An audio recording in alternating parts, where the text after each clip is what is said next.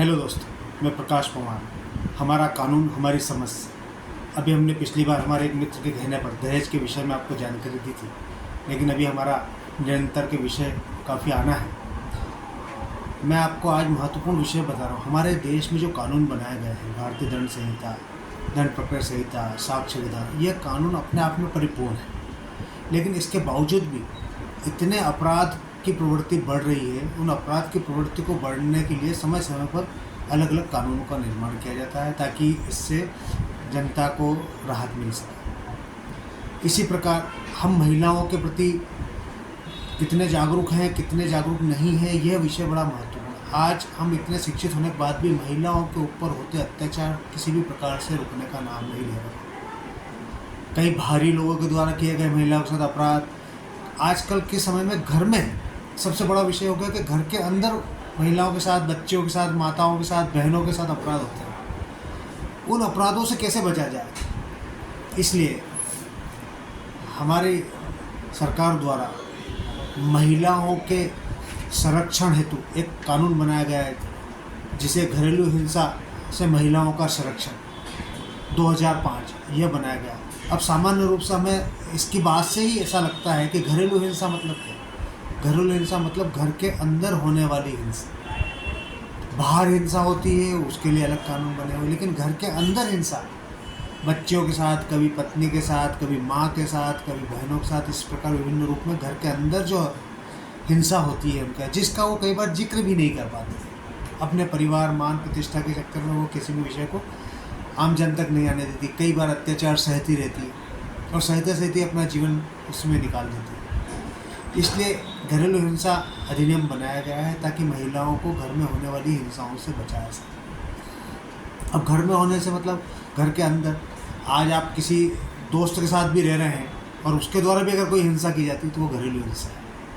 आप अगर live in में रह रहे हैं, लेकिन उसके बाद भी अगर आपके साथ कोई प्रकार की घटना पुरुष द्वारा की जाती है तो वो घरेलू हिंसा कहेगी। परिवार में कुटुंब, रिश्तेदार, नातेदार द्वारा जिस प्रकार भी आपके साथ अत्याचार किया जाए वो घरेलू हिंसा के अंतर्गत है। कई बार मारपीट से संबंधित है, कई बार अभद्र भाषा का उपयोग है, अपमानजनक भाषा का उपयोग, कई बार अमानवीय कृत्य होते हैं, कई बार लैंगिक कृत्य होते हैं, कई बार इसी प्रकार के जो कृत्य होते हैं जिससे महिलाओं के साथ हिंसा होती है। और इस हिंसा से बचाव के लिए घरेलू हिंसा अधिनियम 2005 बनाया गया है। अगर घर में इस प्रकार की कोई हिंसा होती है तो उस हिंसा के लिए हमें न्यायालय का दरवाज़ा खटखटाना चाहिए, पुलिस में शिकायत करनी। कई बार पुलिस भी आपकी बातें नहीं सुनती है, तो आप न्यायालय में परिवाद प्रस्तुत करके भी घरेलू हिंसा के संबंध में उस कानून का लाभ लेकर अपने ऊपर होने वाली हिंसा से बचाव कर सकती है। कुटुंब, रिश्तेदार, नातेदार, जो भी, जहाँ से भी, जिस भी प्रकार का अमानवीय, कई बार आपके चिकित्सीय व्यवस्था उपलब्ध न करवाना भी अमानवीय कृत्य है और घरेलू हिंसा में आता है। समय पर भोजन नहीं देना, अपशब्दों का उपयोग करना, ये सारी चीज़ें घरेलू हिंसा में आती हैं। अब जब आपके ऊपर इतनी हिंसाएं होती है तो एक महिला का जीवन, जिस घर में वो रह रही है, वो जीना बहुत दुर्भर हो जाता है। इसलिए संविधान के अनुसार घरेलू हिंसा को बनाया गया है, कानून में महिलाओं का संरक्षण उसमें किया गया है।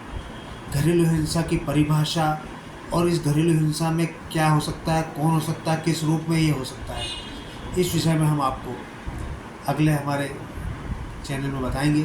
अभी हम सिर्फ आपको इतना बताना चाहते हैं कि घरेलू हिंसा अधिनियम 2005 महिलाओं के हित के लिए बना है, जिसमें आप किस प्रकार से लाभ ले सकते हैं, क्या प्रक्रिया अपना सकते हैं, क्या परिभाषा है, इस विषय को हम अपने अगले एपिसोड में बताएंगे। आपसे हमारा निवेदन है, आप हमारा चैनल, हमारा कानून, हमारी समझ को देखते रहें, सब्सक्राइब करें। अपनी कोई समस्या व्यक्तिगत हो तो आप उससे पूछें, उन समस्याओं का निराकरण हम संभवतः पूरा प्रयास करेंगे कि 1-2 एपिसोड में उसको पूरा कर सकें। इसलिए घरेलू हिंसा के बारे में हम आपको आगे विस्तृत जानकारी देंगे। नमस्कार।